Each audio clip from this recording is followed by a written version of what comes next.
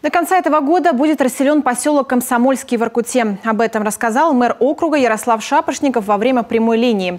Более 60 семей переедут из закрывающегося населенного пункта в город. А с 2023 года стартует 5-й этап так называемой программы управляемого сжатия. За 3 года будет переселено 300 семей из поселка Заполярный. Всего же в рамках программ поэтапно переселят более 760 семей, проживающих в малозаселенных многоквартирных домах 4 поселков. Экономия бюджетных средств на содержание жилья после завершения программы составит более 150 миллионов рублей в год. В ходе прямой линии мэр Воркуты также ответил на вопросы жителей по благоустройству города, качеству отопления жилых домов и замене уличного освещения.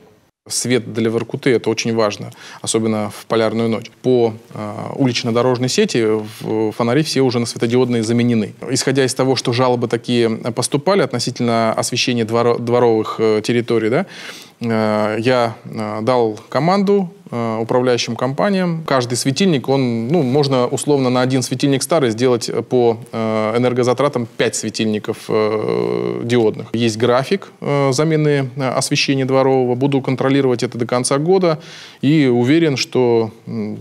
Во всех дворах? Во всех дворах, да.